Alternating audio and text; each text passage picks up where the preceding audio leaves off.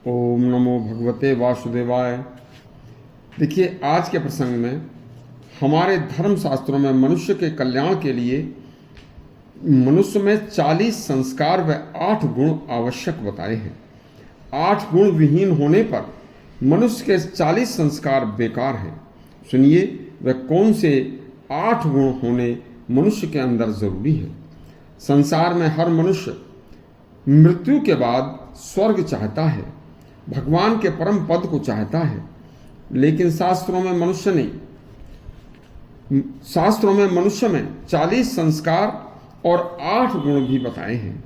यदि 40 संस्कारों से संपन्न मनुष्य 8 गुण विहीन है तो वह स्वर्ग ब्रह्मलोक को कभी प्राप्त नहीं कर सकता। सुनिए, बड़ा ही दुर्लभ सुंदर प्रसंग है। वह 8 गुण कौन से हैं, किस प्रकार बताए हैं। नंबर 1, पहला गुण है दया।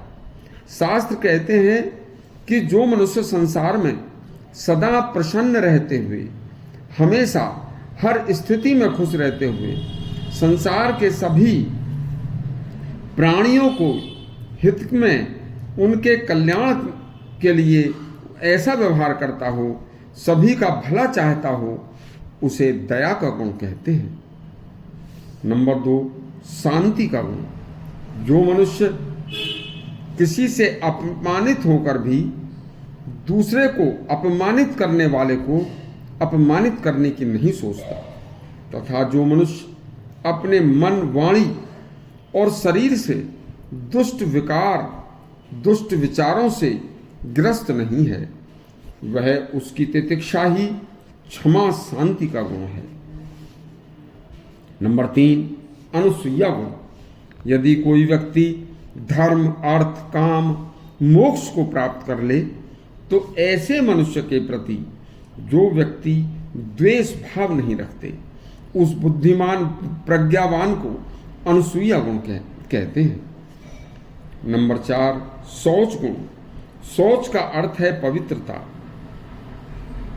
तपस्वी ऋषियों ने द्रव्य शौच अर्थात पवित्रता से धर्म पूर्वक कमाया हुआ द्रव्य मीन्स धन, मन शौच पवित्र विचार, मन, काय शौच शरीर को पवित्र रखना, वाक शौच वाणी को पवित्र रखना, यह 4 शौच पवित्रता के गुण माने हैं।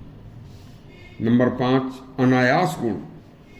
इस कार्य को करने में अपना अंतःकरण वह मन, जिस भी किसी कार्य को करने में अपना अंतःकरण, अपना मन दुख मानकर व्यथित हो, चाहे वह कार्य धर्मजनक ही क्यों न हो, उसे तुरंत वर्जित समझकर त्याग देना चाहिए।